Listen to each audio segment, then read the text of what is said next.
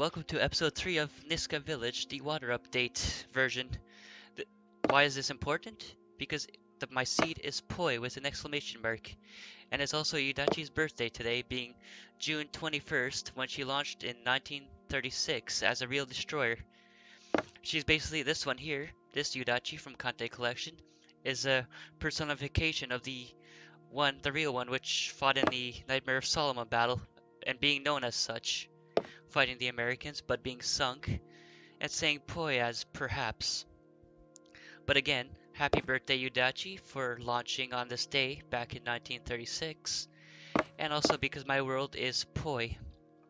So on that note, my lovely demon ship as level 97, let's get on to these lovely 9 items here, which we're gonna get in the eventual future, being this lanterns as our alternative light source for carrying, maybe attaching onto your person as a question mark, and even placing down and picking back up, which is similar to these torches here, but more, was it transportable? That's the word. Then for those that were seeking, what was it, long-range weaponry, we'll get these crossbows along with the more traditional ones that you know of medieval ages, the ones that you hold, pull back, and then shoot the arrow. This one here is more mechanical for your, let's see, more precise, excuse my pronunciation, precise aiming and all that. You just load the arrow and shoot it, which makes me think that you're also gonna have to craft the arrows. It's gonna be fun for these people that want long range because swords sometimes doesn't cut it for those other people, which you have to then eat lettuce all the time. Then we're gonna get these decorational cannons, which I hope you can fire in a ceremonial fashion. Also for immersion, which you can fire at people, I guess. This is for those that build the medieval forts and all that. Then we're getting these binoculars and long glass here, the ones similar to the pirates used, and the one more modern. This is like medieval, more modern. It's basically to replace this Z function right here, because that's as cheaty as using L for light. Here, L, that's for light, Z for zoom. So these are going to be fun, which then takes me on to this modern mining drill, which shall hopefully be powered by diesel or coal or something like that, maybe even electric eventually, with a little turning switch, the door getting in the way. This little speed turner I hope you can make use of. And I believe that's like where a cable hooks into a power generator. Oh, that's gonna be fun, and I hope it takes out 3 to 5 blocks at the time. That's gonna be so handy, because right now it's only like this. That's your current pace. Then, predating that would be these stone tools, stone axe I mean, and this wooden rake. The stone axe is where you're gonna have to find the stone and sticks out in the wild. The stone, like basically scattered randomly around, possibly under trees, next to rocks or something. You're gonna then have to probably piece it together using, was it fiber, thatch, or whatever it was. And for those with the horrible grass needs, may have this, was it lawnmower again? Because they tend to get very tall, very dense, and a lot of complaints are to be had, so that this is for their modern needs, and this is for the more precision with this mini sickle here, I think it is. I used to call it a scythe, but yeah, it's a sickle. This thing shall basically behave like this, while this wooden rake is for like a first stage. This iron one here is like a later stage of medieval.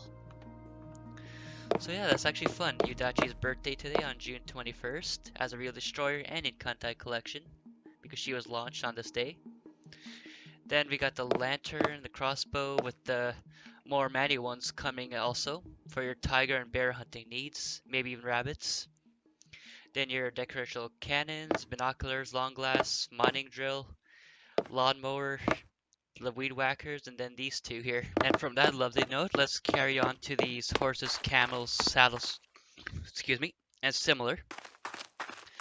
So for these player updates, the player animations, and player customizations, we're going to get horses, camels, and the horses are already modeled, so that I wanted to make note of. Again, if I did say it before, And we might take that with a grain of salt, might have it bundled with saddles so we can ride the horses and camels. And from the way that I see it, the horses would be in these grassy biomes, while the camels would be along like the beaches here and the desert. From that, from that transition, I want to get onto stepping stones, which I hope actually happens, because these are still full blocks. That I'm hoping we'll have them as a flat entity. I didn't burp there. Excuse me again. But flat entity, which we can customize or have in various shapes, because sometimes building roads isn't an option when you want to do a detailed matter and in survival. So from there, I wish we could have some kind of thin, like from here to up here. Excuse me again. From where the cursor is, like from the bottom here to the top, and whatever fashion it is, design I'm basically trying to say, like maple leaf or a bear footprint, anything. Because I'm saying this again because nobody wants to build this for like a constant distance, but I could if I had mining drill and all that, because I could eventually lead the stepping stones from this way, like along here, up here, and to where my fort's gonna be up there, which you'll see in like a future episode. And if you watch further, basically having fort here and then going like around in a circle, having numerous forts dotting the scenery the further I take this world. And from there, I want to mention creative, survival, adventure, and stranded. The creative is what the community is doing right now, and you can see in the screenshots with the trains, the boats, and all that. It's just freely building without using the resources, basically. You just take what you have at your fingertips from the menus, and then you just place it down as if you're building it. Survival is the opposite of that, where you have to build from the scenery, like you had to scavenge from the scenery and use it as your own. Like I kept digging for these roads here. I had to farm. I had to gather, harvest all these, and then have it grow. This lettuce also, so you can drink and eat that. And you also have to sleep. You keep your thirst in check by pressing F in the waters, like a pond kind of thing. Moving from that, you have adventure, where you can tell your own stories, make your own stories. Basically telling NPCs to do your own thing, to guide you, build the world, and along that, which ties into creative mode. And then you have stranded, which ties into survival, but you have to survive on an island with limited resources. Doing this, but in a limited space, which you can only do like in a certain proximity, I want to say, and then the rest is presumably water. From there, you have environmental diseases, the illnesses, hot and cold stuff, where you have to keep your character hot in winter biomes and cool in desert biomes related places. Basically, using food to keep you warm and cool, just to manage heat and all that. You're probably using these torches to stay warm, the fireplaces, all that. Being inside buildings like this one. That, and the breeding, the dungeons shall be intertwined, I bet, like working hand in hand, because the hostile entities would have to be contained in the underground space, like basically under here somewhere. There'd be like a dungeon, like let me show you an example right now. Basically being my sewer here, where the entities would have to be contained under here, which is always rough getting down this ladder. Basically, animals right now walk through walls, so if you put one here, they would just face through the wall and then fly back up or fly down. Oh yeah, and this is from the Victory Bells Canadian. Like, create a lot of negativity there, but still highly proud. But yeah, this is like a general view of what dungeons could look like with the hostiles in them. Think Skyrim, basically. Which should then complement breeding for when you can breed pigs, cows, and all that. Because right now, you want to kill them, they're gone. So you have to go to like another place like a nomad, but the place before can't respawn. That, which also leads into cooking, which this place right here was meant to hold my food storages, but I can't display or anything. But that's a thing for a future. Basically, cooking is the next step as a cooking, was it infected mushrooms artist there? Cooking the next step. That's basically going to be in a further update where you can make your soup, your donuts and all that, which should hopefully come from breeding where you can make your sweet potatoes and all that.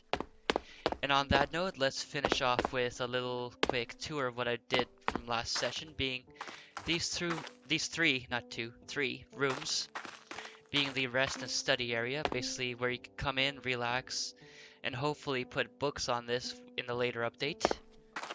And where I'm gonna put posters and possibly a bed here, sofas and all that. Here, this room basically inspired from the naval World War II stuff, like Kantai Collection. Like this room's basically gonna be laid out as a naval base, like a main room, gathering place. As you can see from my love with Yuudachi here, poi. And then there's this furnace here, which is 4 of them, and I had a recent glitch where the raw ore would stay with the ingot being shown under. Once I harvest that, or picked it up with the F key, it would just stay there. It was just a reoccurring glitch that just bugs me, which I thought was fixed. It decided to bug me recently. And that is just my crafting place there, which is from the previous session. And lastly, I want to note is I'm probably going to put stairs going up this way, and so you can go around up back into here, into the second floor right here. So with that, I want to end on a note with thanks for watching. Hope you enjoyed. Hope you found this informative. And hope I didn't rush this and I need food badly. So yeah, happy birthday Yuudachi for launching on June 6th, or I mean June 21st. I'm reading it as June 6th, but yeah, 1936, that's what I meant to say. So until then, see you on the next video where I'm actually gonna build stuff again. So see you then. Poi.